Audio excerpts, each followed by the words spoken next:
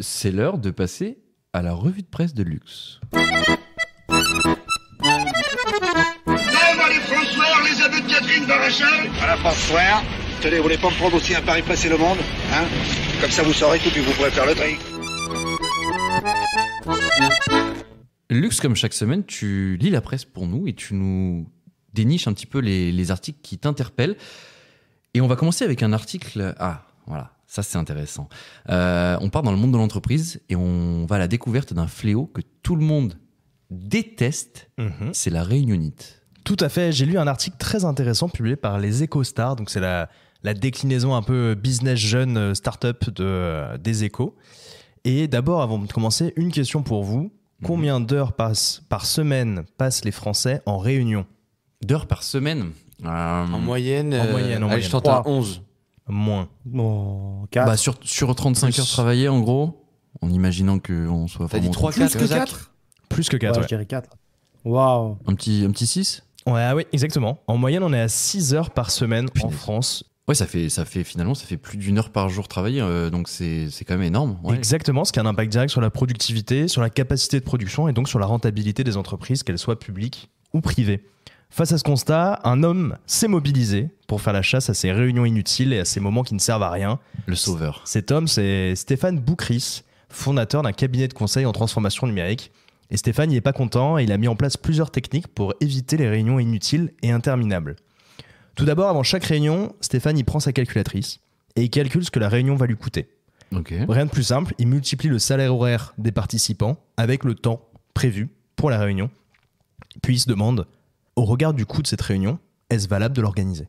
Après, Stéphane, c'est quand ouf, au final il c'est est bien. forcé d'organiser la réunion, il convoque les participants 5 minutes en amont de la réunion.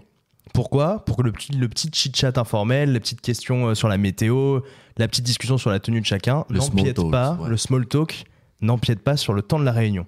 Et puis Stéphane, il continue, il désigne un maître du temps. Donc c'est un participant à la réunion qui est en charge de rappeler régulièrement combien de temps il reste pour finir cette réunion. Stéphane, il peut être dur et il y a un truc qu'il déteste, c'est les digressions. C'est quand la conversation, elle part quelque part et en fait, elle va complètement ailleurs. Ah oui. Et du coup, Stéphane, ce qu'il fait, c'est il sévit et il coupe direct la conversation qui digresse dès que ça fait plus de 30 secondes. Ça a l'air sympa les réunions avec Stéphane en tout cas. Stéphane, c'est pas rigolo. Stéphane, c'est un rouge. Ah oui, il est pas content. Comprendront ceux qui comprendront. Qui ont fait du management. Et... Aïe, aïe, aïe. Oh là là.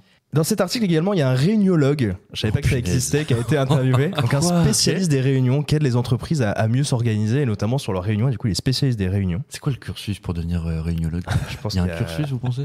Super question. Ah ouais. Pour lui, le fléau, c'est les personnes qui ne préparent pas les réunions auxquelles ils participent.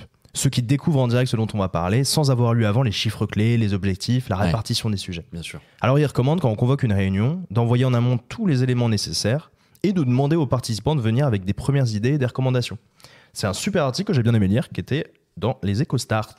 Je suis d'accord. Merci. Je suis d'accord. Et vous connaissez cette phrase à chaque fois, cette réunion aurait pu être un mail. Ah bah Et oui. C'est toujours pareil. C'est Et on toujours, en perd du temps. et on en perd du temps. énormément du temps. On fait très très peu, je m'en tire très bien. Luxe, Bravo. on va parler intelligence artificielle.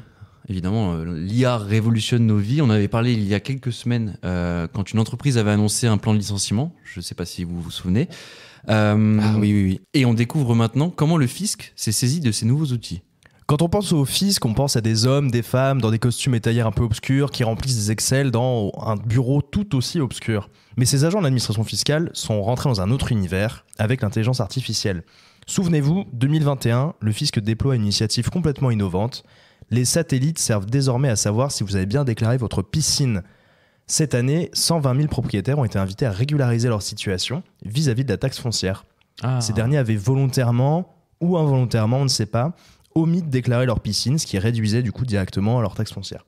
Désormais, plus possible de se cacher, le fisc a des yeux partout. Des yeux partout qui scrutent également ce que vous postez sur les réseaux sociaux, vos comptes sur Facebook, sur Twitter ou encore Instagram peuvent être observés par les agents de l'administration fiscale pour notamment traquer votre lieu de résidence. Certains malins se domicilient à l'étranger pour éviter de payer des impôts. Également un autre phénomène, les plateformes de vente en ligne qui alimentent désormais en données le fisc. Si vous vendez par exemple un pull sur Vinted, l'administration fiscale en sera informée. Waouh. Ah Et ouais. pourra, si vous dépassez le seuil, vous prélevez le gain qui a été réalisé. Oh, wow. C'est un article intéressant qui est retrouvé dans Le Monde. Ça fait peur. Oh, aïe, aïe. Oh, Big Ils sont Brother. capables de tout. Big Brother is watching you. Alors, pour la dernière relance, j'ai une didascalie. Je vais essayer de la jouer. Bougez pas. L'acteur. Didascalie, je t'autorise à pleurer pour la dernière relance. Alors, messieurs, on va être un peu triste. Je mouille mes yeux. Et maintenant, Lux, on part à la découverte d'une innovation triste, mais utile. Exactement, on part à Lyon. Vas-y, on t'écoute. On part à Lyon avec l'antenne locale du Figaro, qui s'est d'ailleurs lancée cette année, avec un article qui s'intéresse à une innovation pour faire face à une situation malheureusement trop fréquente, les agressions physiques dans la rue. Ok. 68% des Français se sentent en insécurité quand ils marchent dans la rue. Alors, face à ce constat, un jeune entrepreneur, originaire de Marseille où il dit avoir vécu plusieurs agressions, a mis au point une coque de téléphone surnommée Safety. Cette coque, c'est un outil anti-agression qui émet un son de 130 décibels quand elle est activée. Pour l'agresseur, le bruit est aussi fort que celui d'un coup de feu et permet de prévenir à la fois les contacts de l'utilisateur qu'il a rentré sur son téléphone et également de prévenir les gens autour avec le boucan qui est envoyé par la coque de téléphone.